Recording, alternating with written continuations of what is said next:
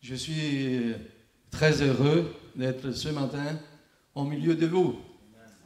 Parce que nous avons déjà le Seigneur qui est au milieu de nous. Amen. Vous savez, Dieu n'habite pas dans ces quatre murs, parce que l'Église, ce n'est pas celle-là. L'Église, c'est nous, c'est moi et vous. Amen. Donc, Jésus a vie dans nos cœurs. Vous savez donc les salutations de mon épouse, que malheureusement, elle n'est pas très en forme. Nous allons aller venir de l'hôpital pour chez ma belle-mère. Et nous étions aussi malades avant de venir 2 semaines. C'est pour ça que je ne vous apporte pas les salutations de l'Église, mais les salutations de l'Église du pasteur de Mulhouse. Nous sommes plusieurs pasteurs à la retraite, mais il y a un pasteur principal. Et je remercie le Seigneur qui m'a sauvé. Il y a longtemps, le 15 mai prochain, ça va faire 55 ans que je me suis baptisé dans l'eau, dans ma ville natale, en Sicile, à Syracuse. J'avais 14 ans quand je me suis baptisé. Comme ça, vous savez déjà mon âge. J'avais 14 ans et ça va faire 55 ans au mois de mai. Donc, vous savez, mon jeune âge, comme il disait toujours un pasteur, je me rappelle, j'étais encore dans une convention de Ticine, un pasteur américain que vous connaissez très bien, il dit, avant j'étais jeune et beau, maintenant je suis seulement beau. Merci Seigneur pour la santé qu'il nous donne, merci pour tout ce qu'il fait pour nous. Nous avons aussi 3 enfants, et moi et mon épouse, Dieu voulant, en juillet prochain, nous allons fêter, si Dieu le veut, notre 48e année de mariage.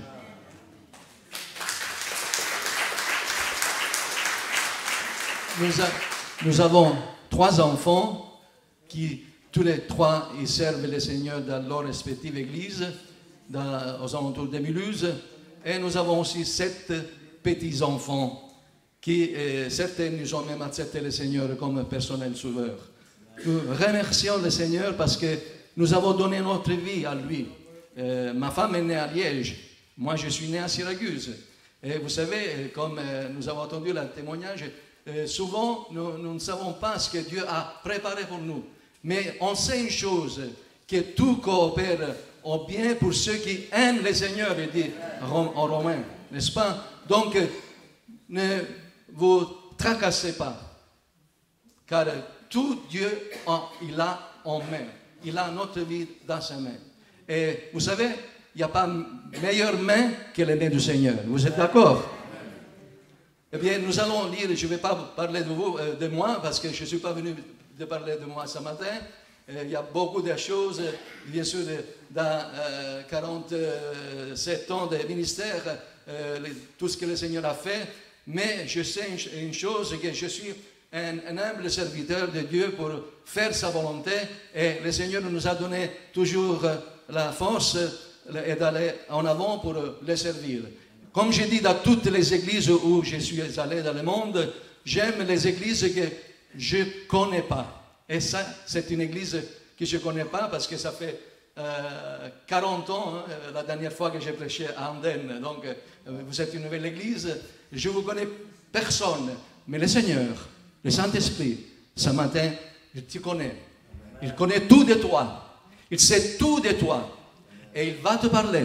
Et je sais que ce matin, le Seigneur a préparé un bon plat spirituel que nous pouvons le goûter. Nous pouvons être bénis. Vous pouvez être rassasiés. Vous pouvez être bénis. Parce que la parole de Dieu, rappelez-vous cela, au moins rappelez-vous ce que je vais vous dire. La parole de Dieu, elle fait toujours du bien. Amen. Vous êtes d'accord avec moi? Amen.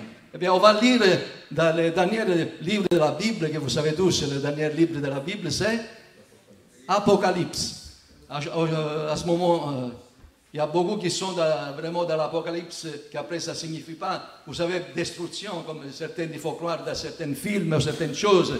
Mais actuellement, vous savez très bien, ce virus chinois il est aux portes déjà en France, à Bordeaux et à Paris, et elle est déjà débarquée en Europe. Donc, que Dieu nous garde. Vous savez, ça va être dur parce qu'on n'a pas encore de vaccin, ils n'ont pas trouvé de vaccin. Et ce virus-là a été fabriqué par l'armée militaire chinoise.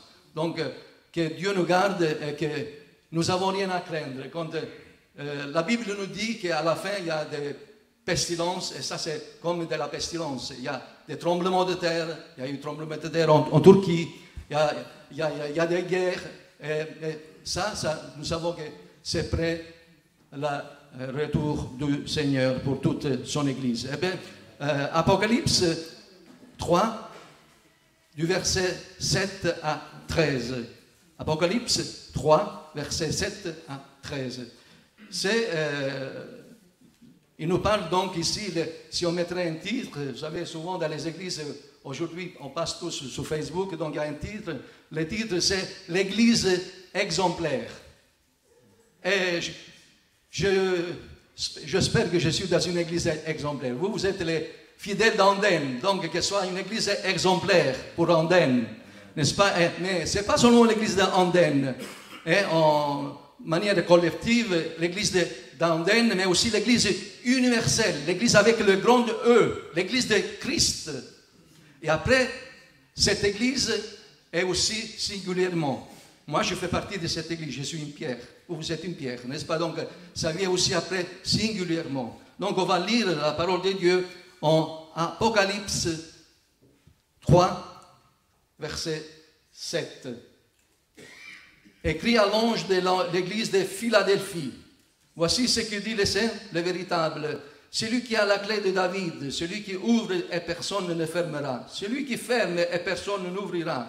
Je connais tes œuvres, voici, parce que tu as peu de puissance, que tu as gardé ma parole et que tu n'as pas renié mon nom. J'ai mis devant toi une porte ouverte que personne ne peut fermer. Voici, je te donne quelques-uns de ceux de la synagogue de Satan, qui se disent juifs et ne le sont pas, mais qui mentent. Voici, je les ferai venir se prosterner à tes pieds et à reconnaître que je t'ai aimé. Parce que tu as gardé la parole de la persévérance en moi, je te garderai aussi à l'heure de la tentation qui va venir sur le monde entier pour éprouver les habitants de la terre. Et nous y sommes, chers frères et sœurs. Je viens bientôt. Retiens ce que tu as afin que personne ne prenne ta couronne. Celui qui vaincra, je ferai de lui une colonne dans le temple de mon Dieu. Et il ne sortira plus. J'écrirai sur lui le nom de mon Dieu et le nom de la ville de mon Dieu. Et la nouvelle Jérusalem qui descend du ciel d'auprès de mon Dieu.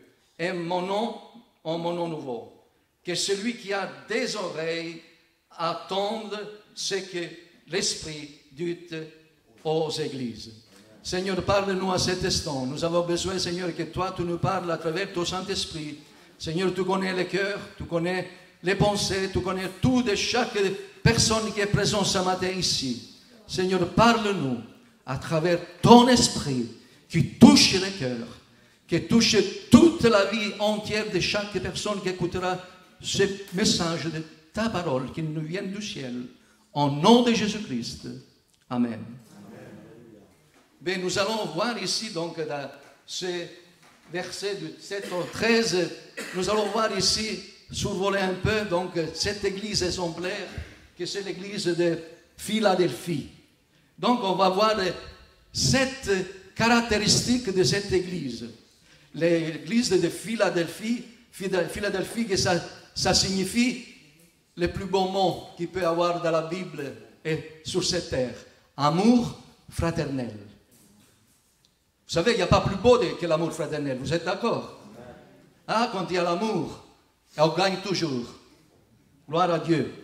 L'église exemplaire donc est fondée, première caractéristique, l'église exemplaire est fondée sur Christ. Voici ce qui dit le véritable. La sainteté et la vérité, ce sont deux attributs divins qui nous parlent de sa nature et l'une n'est pas sur l'autre. La sainteté sans la vérité est formelle, religieuse, sans la pratique. En Christ, ces deux qualités se rencontrent et se retrouvent en toute plénitude. Jésus dira en Jean 14, 16, « Je suis le chemin, la vérité et la vie. » Donc, personne ne va au Père sinon par moi.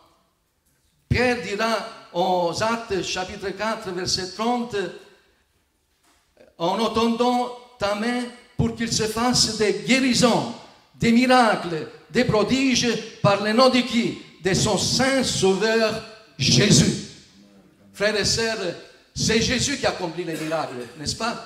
C'est lui qui fait les miracles. Ce n'est pas seulement qu'il a fait quand il était en chair en os en Palestine, qui touchait avec ses mains. Aujourd'hui, moi je ne vois pas Jésus, vous ne voyez pas Jésus, nous ne touchons pas Jésus physiquement, mais nous savons que spirituellement, par la foi que Jésus est ici. Et que ceux qui ont été ce matin, encore, il y a eu l'onction de l'huile, ont été aussi touchés par la main du Seigneur. Et ce matin, le Seigneur il veut te toucher à travers sa parole. Si tu es ici ce matin, c'est parce que Dieu veut renouveler ta foi. Si tu es ici ce matin, c'est parce que Dieu veut renforcer ton cœur. Il veut te donner cette force aujourd'hui où nous vivons dans le monde plus que jamais, un monde où le diable sait qu'il est à la fin et cherche à détruire les couples, il cherche à détruire la famille. Il ne veut pas que la famille chrétienne soit en bonne santé. Il veut mettre des maladies spirituelles et qu'il puisse avoir des séparations, des divorces, que le père il peut se mettre contre la mère, les enfants contre les parents. Mais, chers frères en Christ, Jésus-Christ, quand il est dans notre maison, alors nous avons dans notre maison quoi? Nous avons la paix. Chez moi, il y a marqué ici, nous avons le Seigneur dans cette maison. Et dans la maison, quand il y a Jésus, il y a l'essentiel, il y a la paix. Tu peux avoir tout dans ta maison, tu peux avoir tout, tu peux avoir des connaissances. Et ça fait du bien d'avoir des connaissances, parce que je ne suis pas contre, on a des connaissances. Mais toutes les connaissances que moi j'ai, je les mets à côté, ça ne vous intéresse pas mes connaissances. Mais c'est la connaissance du Saint-Esprit, c'est ce que le Seigneur veut donner, parce que nous sommes fondés en Jésus-Christ. Notre vie est fondée en Jésus-Christ. L'Église exemplaire, elle est fondée en Jésus-Christ et sur les apôtres. Aujourd'hui, nous vivons dans l'ère de la technologie et des technologies de pointe. Avant, on parlait de technologie, on parle maintenant, même aujourd'hui, on parle très bien et souvent, ils comprennent ce que peut-être ils ont étudié sur cela, sur la nanotechnologie, parce que alors aujourd'hui, toutes les nouvelles technologies, ils veulent nous faire croire que aussi il y a la notion du New Age, le nouvel âge, que tout est en nous, tout est en l'homme, basé sur l'homme, et que l'homme il peut tout, que l'homme il peut se sauver lui-même, s'en sortir lui-même. Je vous dis une chose, c'est que la Bible me dit que ça c'est faux. Tout seul, tu ne peux pas te sortir. Tout seul, tu ne peux pas t'en sortir. Tout seul, tu ne peux pas avoir la paix. Tout seul, tu ne peux pas avoir la guérison spirituelle. Tu as besoin de Jésus-Christ, qui est celui qui a fondé son Église. Et l'Église véritable est celle-là qui est basée sur Jésus-Christ. Amen. Deuxième caractéristique de l'Église exemplaire, donc l'Église de Philadelphie, l'Église exemplaire, elle est dynamique. Dynamique, déjà, il dit le mot, dynamique. Dynamique, ça porte quoi? À dynamite, donc explosive. C'est-à-dire que, attention, parce qu'il y a l'explosive qui détruit et il y a l'explosive qui peut faire du bien.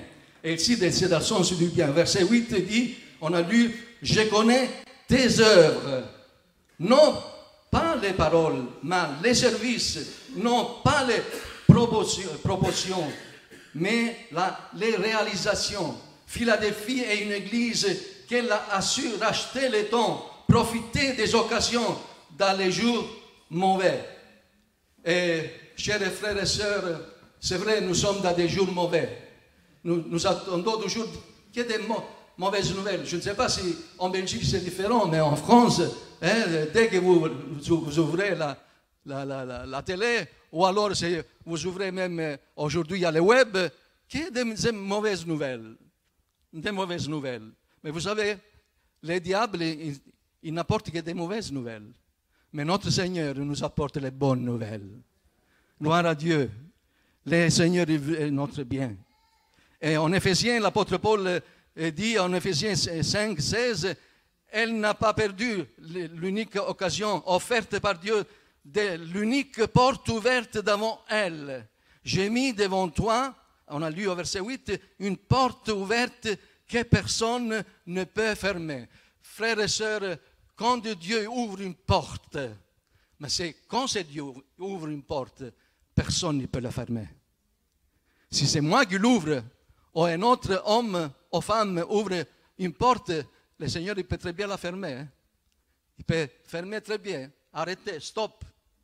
Mais quand Dieu ouvre, alors personne ne peut fermer.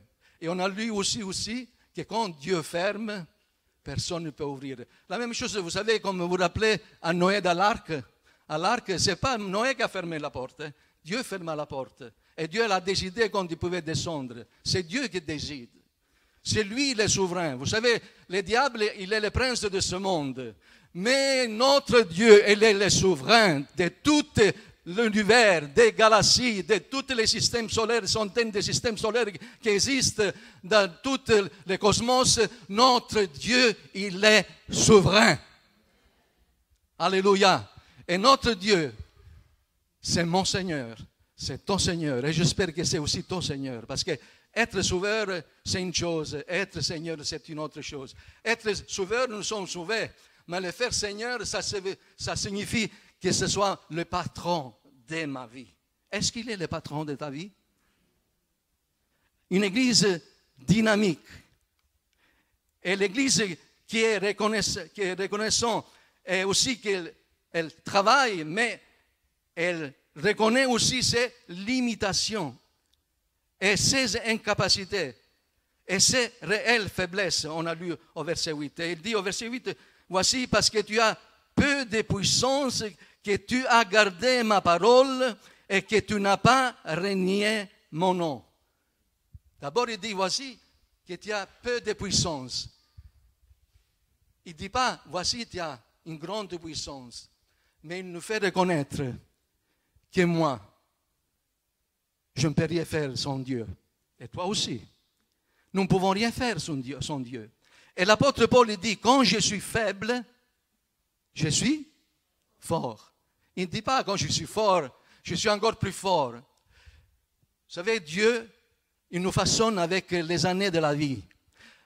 Et il façonne son Église. Il ne façonne pas seulement notre vie, comme a façonné ma vie, jusqu'à aujourd'hui que j'ai 69 ans, parce que déjà vous le savez. Alors, il a façonné ma vie.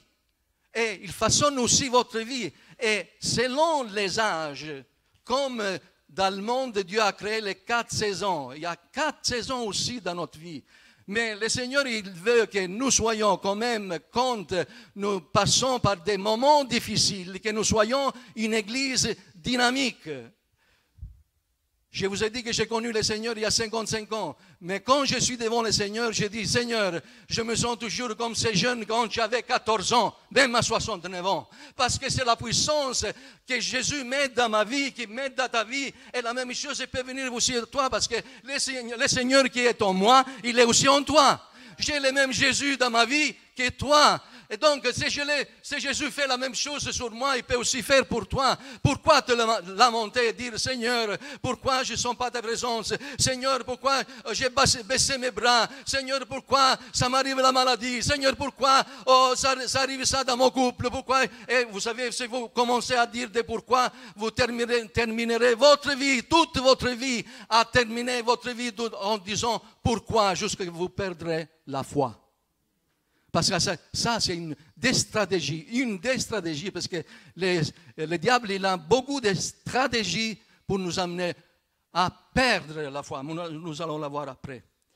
Donc, nous allons rester dynamiques.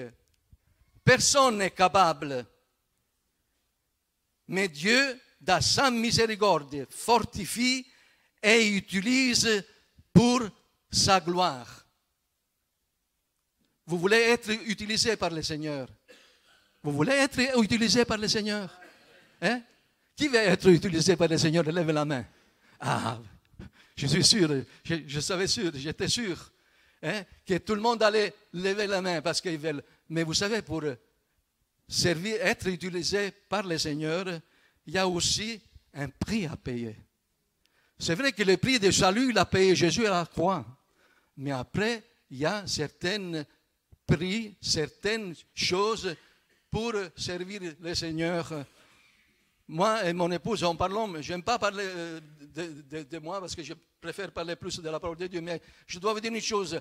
Ma femme était la seule fille de sa mère. La seule fille, elle a un seul frère. Et pourtant, il y a 47 ans, nous avons quitté pour servir le Seigneur Liège et en allant jusqu'à Colmar, parce que j'étais d'abord à Colmar, l'église de Cicine, après la Mulhouse, la deuxième. J'avais les deux églises et je faisais matin à Colmar et après-midi Mulhouse. Et donc, nous sommes partis. Au lieu de rester à Liège, ma femme, au lieu de s'ouvrir sa fabrique de portefeuilles comme sa cousine Vienna Sablone, moi j'avais bien ma place en temps de mon métier qui est recherché dans le monde entier. Alors on a quitté tout et on est parti. Et on a commencé là-bas à servir le Seigneur, où ça passait bientôt maintenant en août 47 ans. Et frères et sœurs, c'est vrai qu'il y a des moments où nous perdons le dynamisme. Vous savez, quand vous commencez une course, je ne sais pas si vous avez vu un marathon. Qui a vu un marathon de présence, en présence? Un marathon. Vous savez, quand il y a un marathon, ça commence tout le monde à partir. Il y en a des milliers et des milliers qui partent. Alors là, tout en forme. Mais après, déjà, à moitié route, commence à pas sortir la langue, mais après, presque, ça commence à sortir la langue. Et on dit, mais j'ai plus le dynamisme de quand j'ai démarré.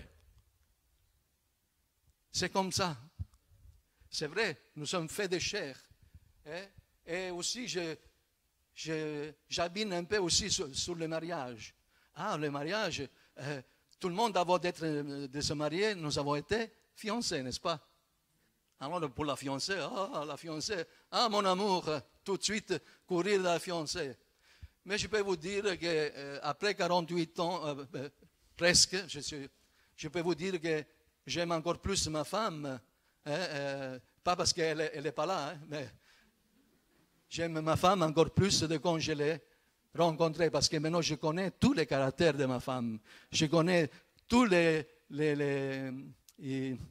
ça ne me vient pas en français, i pregi. Les qualités, merci. Voilà, je connais toutes les qualités de ma femme, qu'elle en a beaucoup, mais je connais aussi ses défauts. Comme moi aussi, j'ai peut-être plus de défauts qu'elle, mais elle connaît aussi mes qualités. Alors, souvent, nous avons la tendance à regarder toujours aux défauts. Et ça, c'est une stratégie aussi de l'ennemi. C'est là qu'il commence à casser les couples. Mais quand, au lieu, essayez aussi dans l'église, alors entre frères et sœurs, au lieu de garder vos défauts tous, vous gardez tous vos qualités. Vous allez voir que, alors ici, l'église, c'est une période pour l'église de Philadelphie, c'est une période de croissance et de réveil. C'était du réveil. Aujourd'hui, bon, là, ça se trouve en Turquie, c'est près où il y a Éphèse, c'est pas loin, c'est en Turquie, il y a le reste là. Et c'était en réveil. Et vous savez, il y a quand même un réveil et nous attendons les derniers réveils de la dernière saison. Le Seigneur, il est en train d'agir, même si le diable cherche à faire, mais le Seigneur est là et il continue à sauver des gens et il veut que nous restons dynamiques. Troisième exemplaire de cette église. L'église est gagnante. Cette église, elle peut être envieuse car elle fait partie de l'exclusif amour de Dieu. Verset 9, je t'ai aimé. Je t'ai aimé. Il parle du passé. Tu te rappelles quand tu t'es baptisé? Combien d'entre vous vous êtes baptisés dans l'eau? Et levez la main. La majorité. Vous vous rappelez les jours? Vous vous rappelez les jours? Nous avons pris tous un engagement. N'est-ce pas? Un engagement. Et Jésus, ce matin, il te rappelle, je t'ai aimé. Et il est prêt encore à continuer à t'aimer. L'amour de Dieu, ce n'est pas un amour humain. L'amour de Dieu, c'est un amour inconditionnel. Pas comme notre amour. Vous savez, il y a l'amour affectif, l'amour affectif entre frères et sœurs, entre parents et enfants. Après, il y a l'amour entre les couples, mais après il y a l'amour qui est le plus important de tous. Alors c'est le premier, j'ai dit les philéos en grec, après les eros, je dis en grec, et après le agapaos, agape. Agape, c'est l'amour de Dieu. Et cet amour est inconditionnel. Cet amour, il est ici. Cet amour, il est ici. Vous savez pourquoi? Parce que Dieu est amour. N'oublions pas, jamais. N'oublie jamais ça. Parce que quand l'ennemi cherche à te dire quelque chose de très mauvais, dis à l'ennemi, Dieu, Jésus est bon amour. Amen. Amen. Vous pouvez l'applaudir. Nous pouvons l'applaudir. Jésus est notre amour. Jésus est mon amour. Jésus est la passion de mon âme, de mon esprit, et je l'aime avec mon âme et mon esprit. Et le corps suit parce que je le loue avec ma bouche. Gloire au nom du Seigneur. Alléluia. Mais cet amour, ce n'est pas pour ceux qui se disent juifs et ne le sont pas. Bien sûr. Vous savez, comme j'ai dit, il y a une condition. Dieu nous met une condition pour rester dans son amour. C'est à nous de choisir. L'appartenance au vrai peuple de Dieu et on l'obtient par le sang, on ne l'obtient pas par le sang, comme les peuples juifs ont dit, c'est des juifs par le sang, mais nous l'avons obtenu par l'amour et par la régénération spirituelle. Nous avons devenu enfants de Dieu. L'expérience de la conversion de chaque croyant doit être enracinée dans la profondeur de l'amour de Dieu, avec une intimité personnelle. Est-ce que tu as une intimité personnelle avec Dieu? Ou alors tu restreins seulement l'intimité avec Dieu ce matin, le dimanche matin à l'église? Non, non. Une intimité avec Dieu, c'est tous les jours. Une intimité avec le Seigneur, avec le Saint-Esprit, avec la Trinité, le seul Dieu, et c'est tous les jours. Tous les jours, là où tu te trouves. Il n'y a pas besoin des fois parce que nous pensons que nous devons obliger parler avec la bouche et prier, mais nous pouvons être en intimité avec la pensée et le cœur. En conduisant, on peut être en intimité avec le Seigneur. Ça m'a dit, j'étais en intimité avec le Seigneur, en louant le Seigneur sur la route, mais ce n'est pas que je roulais avec les yeux fermés, attention. Hein? Même en regardant, mais ma pensée louait le Seigneur. Et mon esprit sentait sa présence, comme il sent sa présence ce matin. Et je l'ai dit que ce matin, le Seigneur est ici. Et je sais une chose, mon frère et ma soeur, tu sortiras de ce lieu différemment de comme tu es rentré. Si tu es rentré malade, tu sortiras guéri. Si tu es rentré avec un souci, avec un problème que tu ne sais pas le résoudre, mais je te dis une chose, une bonne nouvelle. je connais quelqu'un, et tu connais aussi quelqu'un qui peut résoudre tous nos problèmes. Il s'appelle Jésus. Quatrième caractéristique de cette église exemplaire est la persévérance. La persévérance aussi, c'est quelque chose qui est au corps de l'homme, dans notre corps, notre chair, elle n'aime pas. La persévérance, c'est quelque chose que le corps déteste. Mais quand nous avons l'Esprit de Dieu, alors il nous donne la force, le courage de persévérer. Verset 10, on a lu, « Parce que tu as gardé la parole de la persévérance en moi. » La persévérance en Jésus-Christ. Vous savez, ne me comprenez pas mal, parce que ce n'est pas la persévérance en venant à l'église que nous gagnons. Nous devons venir à l'église, nous devons venir aux réunions, mais ce n'est pas la persévérance comme quand qu'on fait pour une habitude, bien que ça devienne aussi une habitude, mais comme un rituel, une habitude. Non. Ça doit être une persévérance c'est un besoin de notre âme. Vous savez, c'est comme quand maintenant ça va arriver midi, selon pour certaines, pour ceux qu'on est habitués plus en France du Sud, en Italie, c'est à 1h, à 1h30, des fois en Sicile même à 2h, on mange à 2h. Hein. C'est vrai, on a une montre, je n'ai pas besoin de regarder la montre, on a une montre là, n'est-ce pas? La montre il commence à faire glou, glou, glou, glou, glou, glou, c'est l'heure. Donc l'estomac dit, hey, j'ai besoin que tu me remplis, hein. J'ai besoin que... Alors, mais l'estomac il le dit, ce n'est pas l'estomac, c'est plutôt déjà tous les systèmes nerveux qui disent à tous les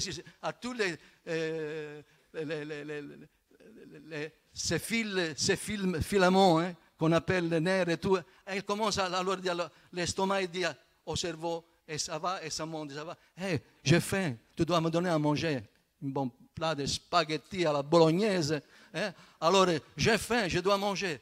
Donc, voilà que c'est le besoin du corps, n'est-ce pas? Et notre âme, notre esprit, elle a aussi des besoins. Elle a besoin de respirer. Respirer. Je parlerai de cet après-midi à Liège sur une respiration différente. La respiration avec Dieu. Vous savez, la respiration, c'est un des sens. Et je dis un peu de cet après-midi. La respiration, hein, donc, un des 5 sens, nous avons 5 sens, et la respiration, c'est l'olfact, donc l'odorat. Et vous savez, c'est à travers l'odorat que nous sommes devenus un être vivant et une âme vivante. Genèse 6, 12, 6. Et quand Dieu a créé l'homme, il a soufflé où à l'homme? Il a soufflé dans ses narines. Et il est devenu une âme vivante, un esprit vivant. Donc, respirons la présence de Dieu. Et vous savez, quand nous respirons la présence de Dieu, quelqu'un a dit, je ne sais pas qui, mais un grand prédicateur, que tous les pasteurs et prédicateurs nous savons, quelqu'un a dit que la prière, c'est le respire de l'âme. Est-ce que tu pries? Si tu pries, tu donnes de l'oxygène spirituel à ton âme. Alors, tu es gagnante. Tu es persévérante. Et dans la vie, la constance est toujours payante, gagnante.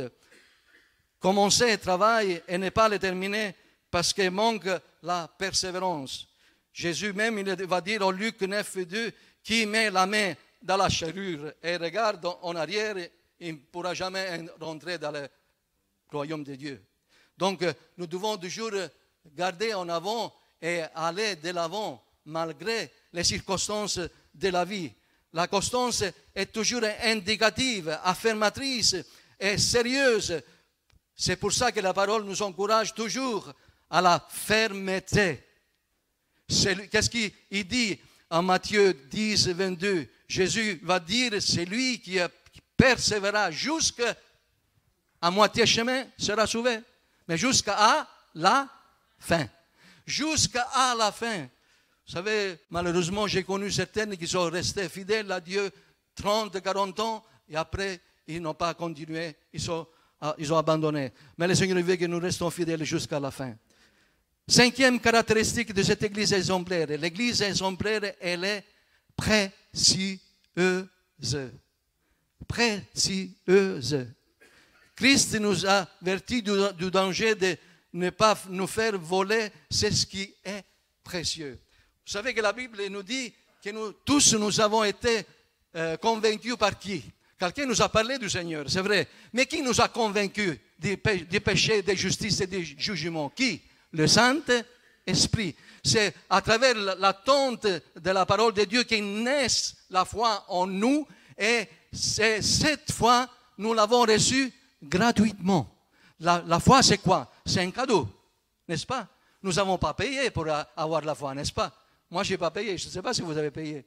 Moi, je n'ai pas payé. C'est Jésus qui a payé à la croix. Mais nous avons reçu cette foi gratuitement. Et cette foi gratuitement, quand vous me donnez un cadeau, si vous me donnez un cadeau, je ne sais pas, vous me donnez ce cadeau, je promets. C'est quoi ça? Mouchoir. Vous me donnez un cadeau, j'ai oublié mon mouchoir. Alors, vous me prêtez ce mouchoir, ce cadeau, et ce cadeau-là, alors il est à moi, parce qu'il m'a été donné, mais il n'est pas à moi. C'est quelque chose qui m'a été prêté. Et à chaque moment de ma vie, ce mouchoir, il peut passer, je ne sais pas, il passe le frère Frédéric, il passe là, et je dois lever le mouchoir. C'est un exemple élémentaire, banal, mais attention, vous savez, nous sommes à la fin des temps et la foi que Dieu nous a donnée gratuitement, Jésus dira aussi, vous vous rappelez ce qu'il va dire Jésus? Quand le Fils de l'homme retournera sur la terre, trouvera-t-il la foi? Attention, ne te fais pas voler la foi. Ne te fais pas voler la foi parce qu'aujourd'hui, plus que jamais, je dis et je le répète, aujourd'hui, ça suffit, surtout les jeunes et même les moins jeunes. Vous savez, il y a beaucoup sur le web, il y a beaucoup de fausseté, de fausses choses. Vous trouvez, vous rentrez sur certaines choses, sur des manipulations orientales qui vous disent, voilà, attention parce que c'est tout de l'ennemi et il cherche à vous faire voler la foi. Et quand votre foi elle est volée, vous êtes fichu. Vous ne pouvez plus être sauvé parce que c'est la foi en Jésus-Christ qui nous sauve, n'est-ce pas? Donc nous devons bien garder notre foi, que personne nous la vole. Parce que l'ennemi, il est là. Elle vient, vous savez, des fois l'ennemi, il vient, vous savez, les moutons, les loups, il se met la veste des moutons, mais en dessous c'est le loup. Et alors il vient, il caresse au sens du poil. Mais oui, mais moi, c'est comme, c'est de la part de Dieu. Ce n'est pas vrai. Attention, parce que là, Dieu veut prendre notre foi. Et nous devons faire attention. La richesse spirituelle, tu es précieuse. Pourquoi tu es précieuse? Nous avons la richesse spirituelle. C'est quoi la richesse spirituelle? C'est non que l'amour de Dieu, le salut en Jésus-Christ, cette force, amour, sagesse que dit l'apôtre Paul à Timothée, 2 Timothée au chapitre 1, verset 13, de garder cette force, amour et sagesse, que ce soit le bon dépôt. Si dans notre pensée, nous avons la force, l'amour, la sagesse bien dépositée, alors l'ennemi ne pourra jamais nous voler la foi. 6e exemplaire de cette église, c'est l'église, elle est confiante. Vous savez, la confiance. Quand je ferai, verset 12, je ferai de lui une colonne dans le temple de Dieu. Quand nous avons confiance en Dieu, nous devons lui faire confiance à 100%. Non lui faire confiance à moitié, ou à 50, ou à 80, à 90%. Mais nous devons faire confiance à Jésus 100%. Parce que lui, je le répète, il veut le bien de notre vie et de notre âme. Et quand Jésus il nous dit ces promesses, vous savez, dans la Bible, il y a 366 promesses. Cette année, c'est une année bissestile. Ça va être 366 jours. Et il y a 366 promesses de la parole de Dieu. Donc, une promesse pour chaque jour. Et quand Jésus il nous donne ces promesses, en Luc chapitre 21, 33, il nous dit, car Jésus dit, ciel et terre passeront, mais mes paroles ne passeront pas, point. Donc tout ce que Jésus promet, il accomplit. Mais à nous de l'accepter, si nous sommes cette église confiante. Vous savez, des fois, on va donner des confiances. Je ne suis pas contre les médecins, au contraire, il faut aller chez les médecins normaux, juste, pas des médecins qui viennent d'Orient ou de Chine, faites attention. Mais les médecins qui sont, bien sûr, mais vous savez, nous faisons confiance. Quand nous devons être opérés, eh bien, nous faisons confiance aux médecins et à l'anesthésiste, n'est-ce pas? On s'endort là. On est là, de toute façon, on ne peut plus rien faire. On met toute notre vie confiance au chirurgien et à l'anesthésiste. Et des fois, ils se trompent. Ils peuvent se tromper, n'est-ce pas, malheureusement. Mais notre médecin spirituel, notre médecin des médecins, c'est lui qui veut nous opérer et il enlève tout ce qui est mal, il met du bien. Il ne se trompe jamais. C'est Jésus. C'est Jésus qu'il veut ce matin ôter, transformer, enlever tout ce qui ne va pas dans ta vie. Je sais que des fois, tu n'arrives pas à dormir la nuit. Tu ne sais pas, tu te tournes à droite, à gauche, tu cherches et tu ne sais pas quoi faire. Ça, c'est l'ennemi. Mais je te dis ce matin, le Seigneur, ce matin, il va te délivrer de cela. Le Seigneur me dit, le Saint-Esprit me dit de dire cela. Comme je dis, je ne te connais pas. Et c'est une sœur. C'est une sœur qui elle a un problème à ce moment très grave dans sa vie. Elle n'arrive pas à dormir. Je te dis, le Saint-Esprit, il te dit ce matin, parce que c'est ce qui m'a fait sentir. Sœur, le Seigneur agira cette semaine dans ta vie. Cette semaine, tu verras ton problème qui va être résolu. Je ne sais pas comment, mais lui, il va le faire. Parce que le Saint-Esprit, il est en train de me le dire et te le dire à toi ce matin. Aie confiance au Seigneur. Aie confiance au Seigneur. Fais confiance au Seigneur. Parce que le Seigneur, il veut du bien de ton âme. Puis, la septième et dernière caractéristique de cette église exemplaire, c'est ce que j'aime, c'est ce que nous devrions avoir. Je dis, nous devrions avoir tous les chrétiens. L'église exemplaire est sensible. Qui a un caractère sensible ici? Hein? L'enfant, il a levé la main. C'est vrai, un enfant, il peut être aussi sensible. Mais qui a un caractère sensible? Vous croyez qu'il y a seulement les femmes qui sont sensibles? Moi, je connais des hommes qui sont aussi sensibles. Parce qu'il y a une certaine sensibilité. Mais je vais vous dire une chose. Dieu nous a créés avec 5 sens. Et merci Seigneur pour les sens. Parce qu'autrement, on serait encore comme Adam avant d'être, qu'il souffrait dans ses narines. Une statue là, morte, sans bouger. Mais merci, le Seigneur nous a donné des sens. Et nous devons remercier le Seigneur pour les sens qu'il nous a donnés. Mais attention, les sens, ils ne doivent jamais être nos maîtres. Les maîtres doivent toujours rester le Saint-Esprit. Le maître doit être toujours Jésus, notre maître. Ne te fais pas transporter par les sens, parce que des fois, les sens peuvent aussi t'amener où Dieu ne veut pas. Pour être dans le centre de la volonté de Dieu, nous devons mettre tous nos sens à disposition du Seigneur, à l'écoute, comme ce matin. Un sens, votre sens de lui. Vous êtes en train d'écouter la parole de Dieu. Mais lui, quand il rentre lui, Dieu qui est Dieu parfait, il fait les choses parfaites et des choses que ça nous dépasse, parce que quand on parle de l'homme, tous les organes, on peut les transplanter mais il y a un organe qu'on ne peut pas encore, je dis encore, mais je ne pense pas, peut-être un jour, mais je ne sais pas, je ne pense pas. Un organe qu'on ne peut pas le transplanter, vous le savez très bien tous, c'est le cerveau. Le cerveau. Alors, quand on attend par lui, qu'est-ce qu'il fait? À la vitesse de plus que la lumière, hein? À la vitesse plus que la lumière, il va dans le sensor du nerf olfatif, du nerf, pas olfatif, du nerf de l'ouïe, et il va au cerveau. Et après du cerveau, qu'est-ce qu'il fait? Certains, ils restent au cerveau et ils veulent, ils sont rationnels. Alors ils disent, mais mon cerveau, il dit comme ça, mais mon cerveau, c'est mon cerveau, et je vais écouter mon cerveau, et mon cerveau, écoute ton cerveau, il va t'amener loin du Seigneur.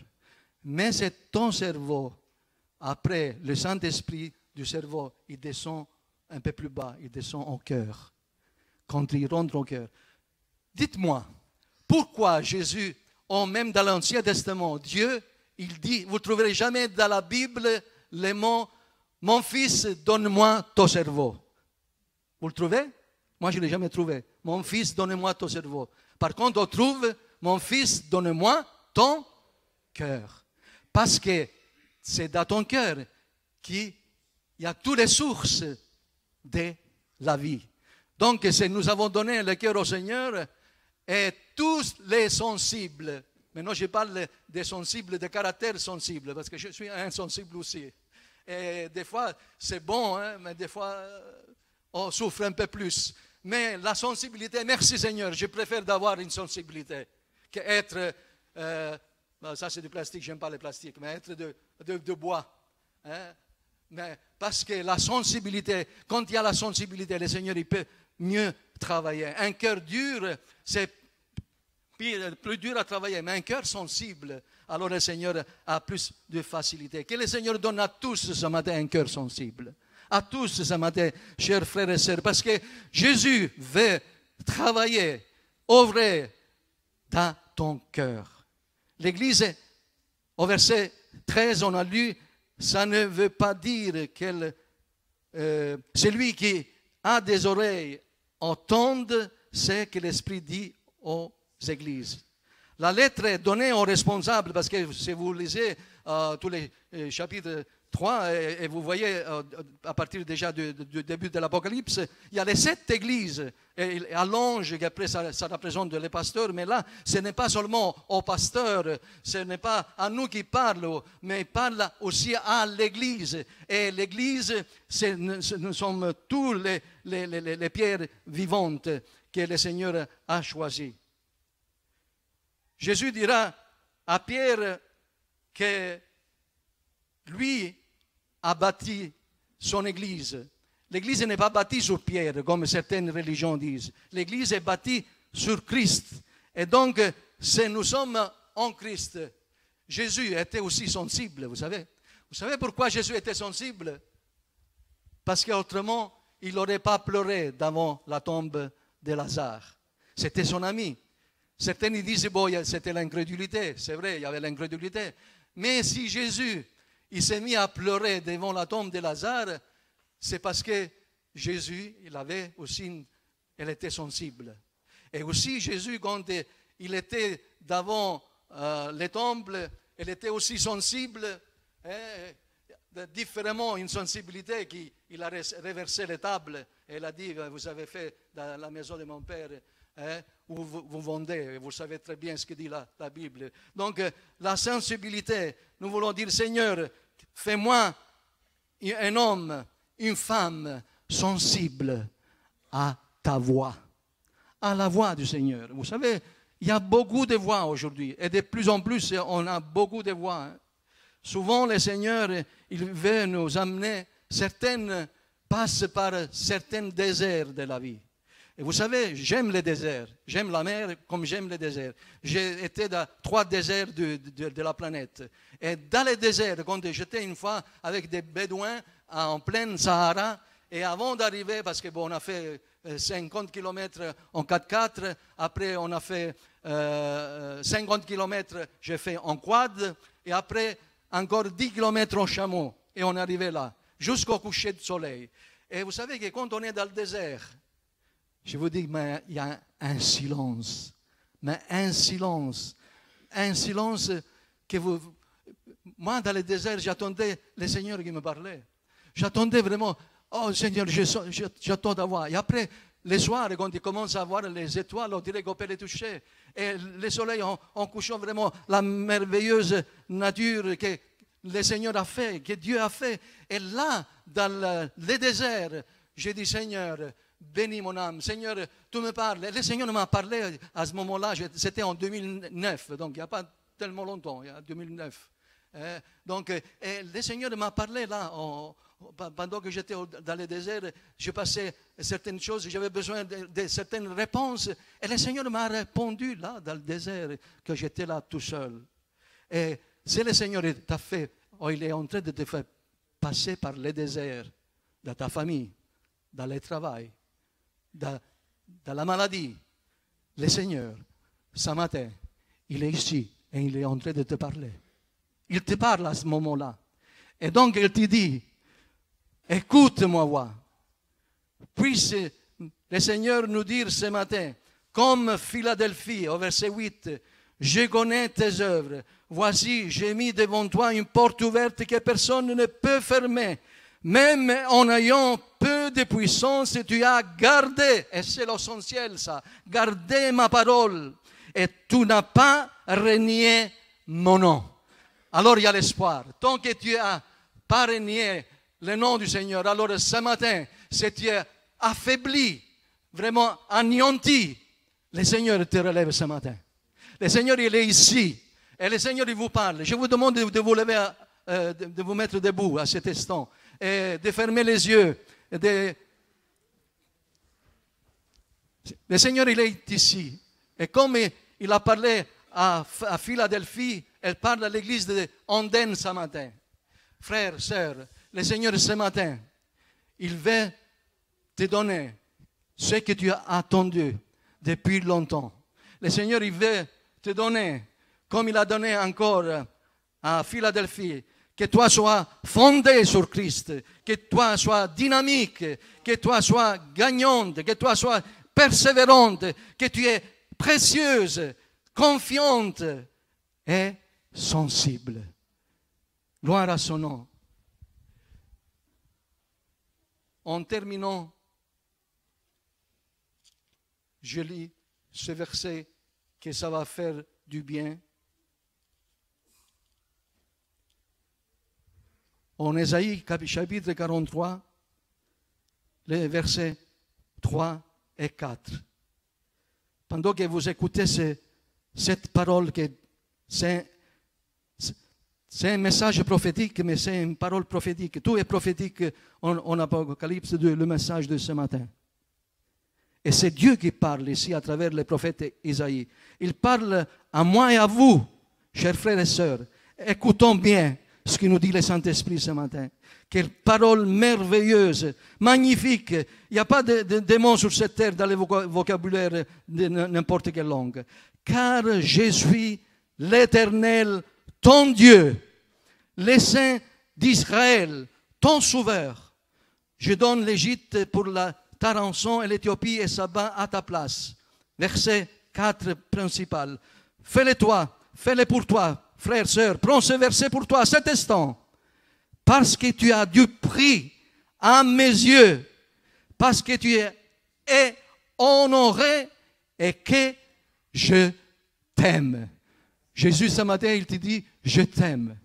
Tu es honoré. Frères et sœurs, nous avons le plus grand honneur. Ah, mais certains disent, mais on a la reine Élisabeth. Mais la reine Élisabeth, c'est rien du tout. Le plus grand de ce monde, c'est rien du tout. Nous avons ce matin le roi des rois, Jésus. Nous sommes honorés de sa présence. Je suis honoré d'être dans la présence du Seigneur. Qui est honoré d'être dans la présence de Jésus? Alors acclamons Jésus. Acclamons Jésus. Merci Seigneur, parce que tu es ici. Et nous voulons vraiment te remercier. Gloire à son nom. Seigneur Jésus, merci de ta présence. S'il y a quelqu'un qui ce matin a été touché ou qui veut vraiment dire Seigneur, s'il y a quelqu'un qui n'a pas accepté Jésus, qui n'est pas encore sauvé, il veut lever sa main à cet instant. Si tu n'es pas converti, il y a quelqu'un qui n'est pas converti, lève ta main là où tu te trouves. Si vous êtes tous convertis, alors il y a quelqu'un ce matin que le Seigneur lui a parlé et qu'il croit que Jésus a répondu à sa prière. Lève ta main ce matin. Pendant tout le monde, on est avec les yeux fermés. Il y en a beaucoup de mains qui se lèvent. Alléluia, merci Seigneur. Merci Seigneur parce que ce matin, Seigneur, tu as parlé, tu as touché, tu as guéri spirituellement, physiquement. Merci de ta présence parce que comme Philadelphie, tu fais de l'église d'Andenne, Seigneur, une église gagnante, une église persévérante, une église basée sur Christ et que tu encore donnes encore du réveil, que cette église soit pleine, oh Seigneur, d'autres âmes nouvelles. Merci Seigneur parce que nous avons confiance en toi, même dans cette nouvelle année qui se commence. Merci Seigneur parce que même au 21e siècle, tu es le même aujourd'hui et éternellement. Et nous te remercions dans le bon nom de Jésus-Christ, notre Seigneur, souverain et patron de ma vie et de notre vie, que tu l'as béni éternellement. Dieu vous bénisse.